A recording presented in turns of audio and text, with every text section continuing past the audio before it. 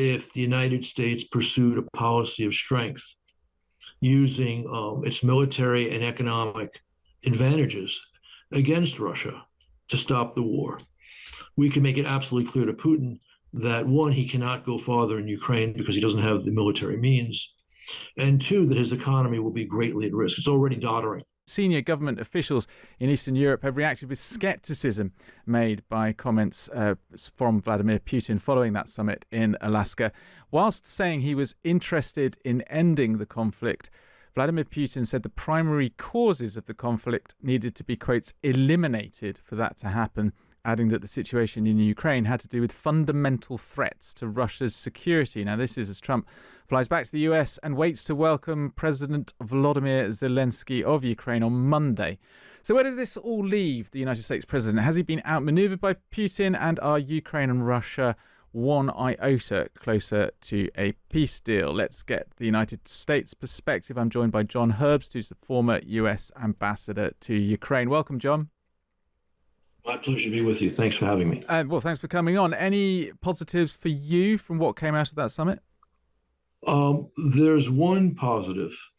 The word first, Trump going in on the plane to Anchorage spoke about American addressing security issues for Ukraine without clarification.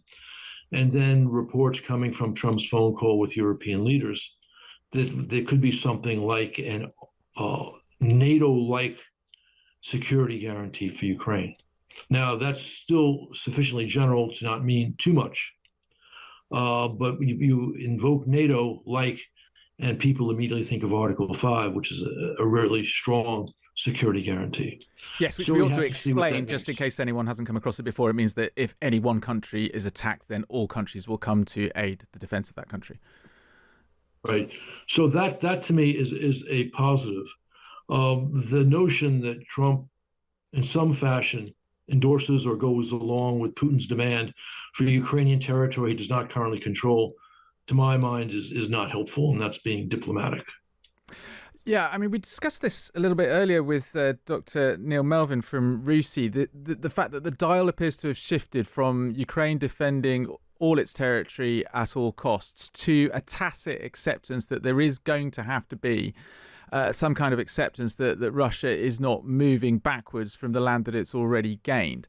Right. Setting aside the idea of land swaps, this idea of a security guarantee, it's going to have to be set out in very, very clear detail, I would have thought, before anyone starts agreeing to any kind of cessation of hostilities. Is that the correct analysis from your perspective?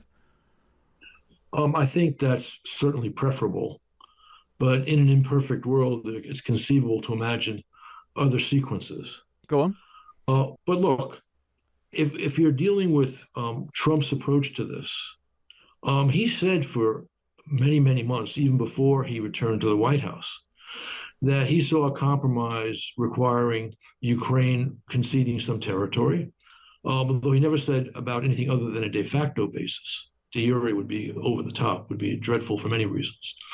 But also Russia acknowledging that Ukraine has legitimate security concerns which need to be addressed. And before the inauguration, people around Trump spoke about European peacekeepers, European troops as peacekeepers in Ukraine, but also arming Ukraine to the teeth.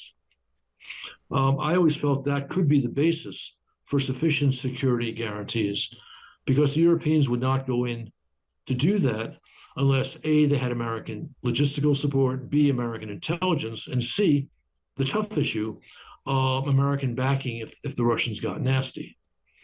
And when, again, van der Leyen and others are saying that on the table may be NATO-like guarantees, that suggests that the Trump team, President Trump himself, are coming to grips with this very important element, and that's a positive. The dilemma here is that if Russia accepts it's taken enough punishment for the gains that it's made and is unlikely to make any further gains, even though it is slowly advancing through the battlefield at the moment, would it accept security guarantee that effectively put NATO boots on Ukrainian soil, which was exactly the sort of thing that Russia said it was defending itself against when it went into Ukraine in the first place. Um, Russia rejected the notion of European troops deploying to Ukraine. And I find it not impossible, but hard to imagine that they would accept it now. But I don't have any doubt that if the United States pursued a policy of strength using its military and economic advantages against Russia to stop the war, we can make it absolutely clear to Putin that, one, he cannot go farther in Ukraine because he doesn't have the military means, and two, that his economy will be greatly at risk. It's already doddering. We can make sure it collapses if we choose, or comes close to collapse. So Putin is getting away with this because President Trump, for whatever reason, doesn't want to flex America's muscle. Well, you could put it that starkly, but there's a long and sad history since the Russian invasion of Ukraine began 11 years ago of Western leaders being weak in the face of this manifold danger and relatively easy to manage danger. But having said all that, Trump, I think, could achieve his goal of a durable peace if he uses American power smartly. And we've seen instances of his use of that power smartly and instances of his reluctance to use that power. What are your thoughts about the way President Volodymyr Zelensky should or might approach his meeting with President Trump next week, given what happened last time he went to the White House? Well, last time, while I believe that Zelensky was the least rude speaker in that meeting, he did make a tactical mistake that many people warned him against. And I was one of those who was not directly talking to Zelensky, but talking to people who talked to him, offering the same advice, that you don't want to spend too long making 2 points that are essential for you, which is A, you can't trust Putin, and B, you need security guarantees. But he went on those themes for over 20 minutes and clearly annoyed Trump, and that was all very predictable. He could have made his points in 3 or 4 minutes and moved on, and probably they would not have had that blow up in the White House. Is there any meaningful guarantees that President Trump could or would give Zelensky, given where we are now, given the warm handshakes on the red carpet in Anchorage? Well, here's the thing. The U.S., Trump and his team have talked about the importance of Ukraine's security. They've entertained ideas, as I've already described, that could do that job, probably. Not absolutely, but probably could do that job. The Russians have said no. But Trump wants to not a peace which Putin can walk over. He wants a peace that Putin will observe. And for that, you need to have strong security for Ukraine. And be willing to tell the Russians if they don't agree, then they're at blame for the failure to achieve an agreement, and therefore all sorts of American help to Ukraine and problems for Russia ensue.